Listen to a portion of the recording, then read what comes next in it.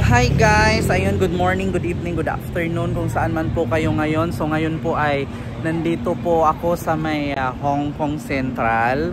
So speaking, kasi dito marami pong mga luxury dito mga kababayan. Dito makikita mo ang YSL, Dior, Louis Vuitton, Hermes, Chanel, Prada, lahat po ng luxury marami po dito sa Hong Kong. So ngayon mga kababayan, speaking of luxury mga kababayan, ay ito nga ang kumakalat ngayon na kung saan pumiyok po, no, ang isa sa mga makeup artist ni Heart Evangelista, no, pumiyok po siya. Ano nga ba yung kadahilanan at yung kanyang nasabi kaya siya pumiyok? Mga kababayan, pumiyok po yung makeup artist ni Heart Evangelista patungkol nga dito sa kanyang nabulgar nga si Heart daw ay top 2, no, or pangalawa sa pinakamalakas bumili ng luxury items ng YSL. Nako po mga kababayan. So eto na. Alam naman po natin mga kababayan, hindi po natin yan maitanggi na si Heart po ay isang fashion icon po yan sa Pilipinas. Bukod sa pagiging artista, mahilig sa mga alahas, mahilig sa mga luxury branded items.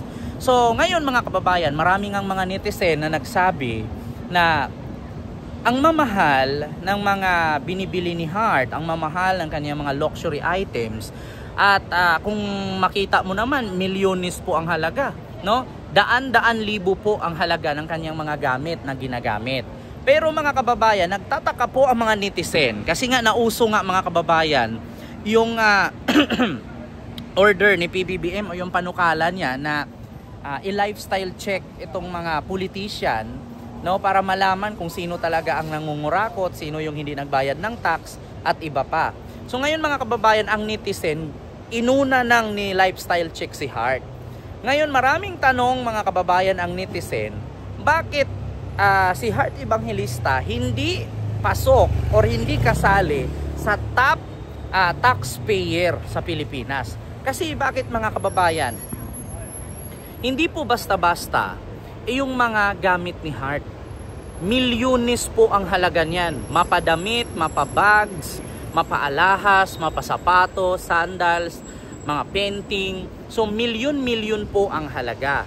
So ngayon mga kababayan, nagtanong ang taong bayan, ang mga netizen, kung bakit hindi kasali si Heart Evangelista sa top taxpayer sa Pilipinas.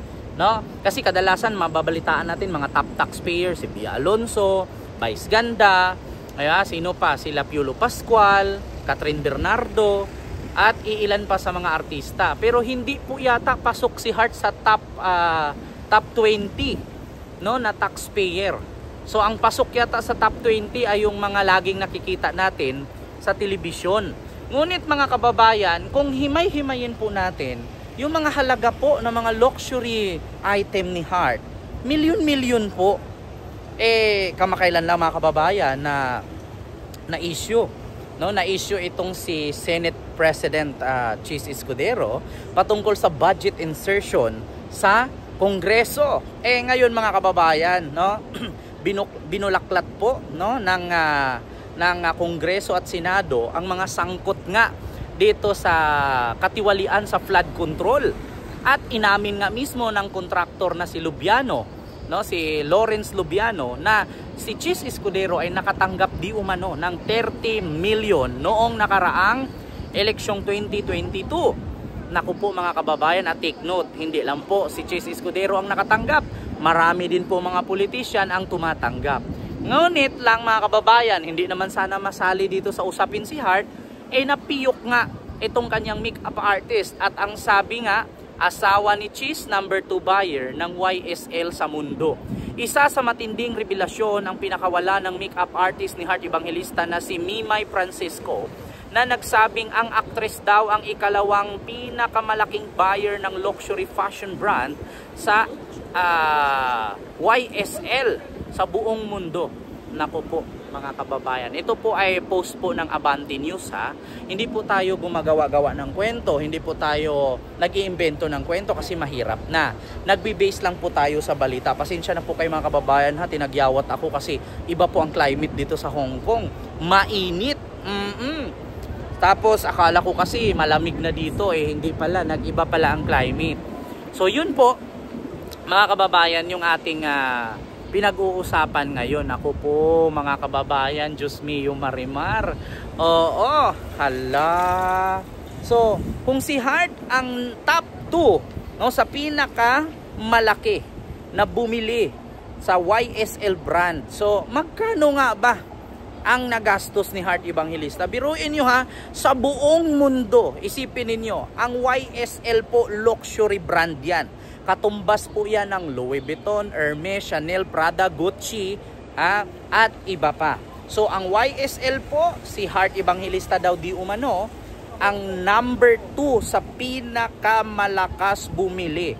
So kung si Heart ang number 2 sa pinakamalakas bumili sa buong mundo, mga kababayan, so paano pa yung mga billionaire na mga asawa ng mga businessman at mga politician sa ibang bansa?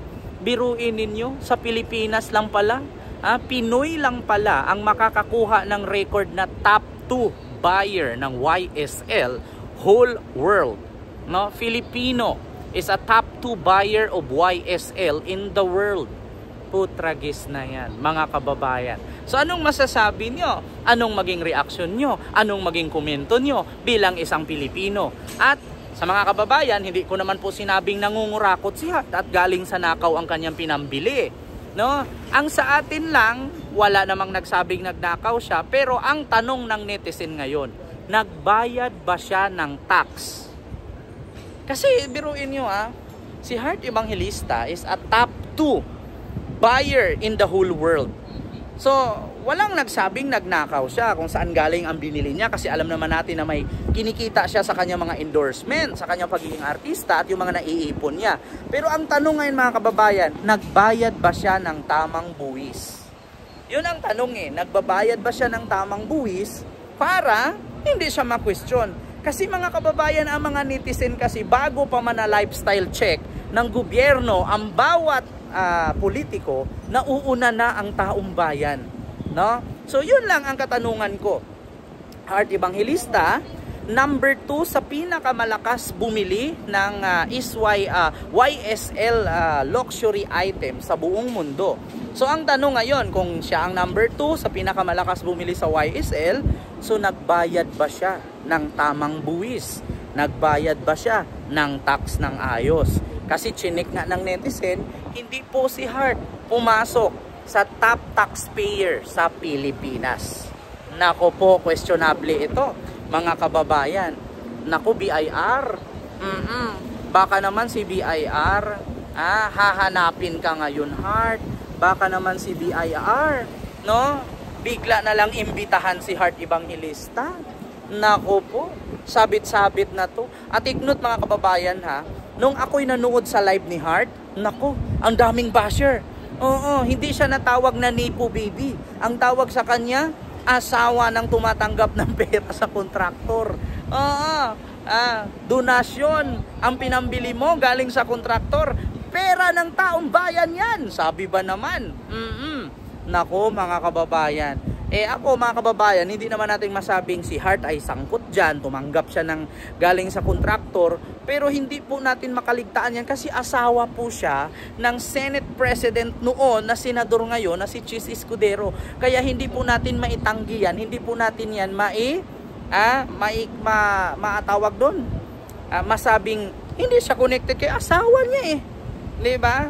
So yun lang mga kababayan, maraming salamat. Yun lang reaction ko.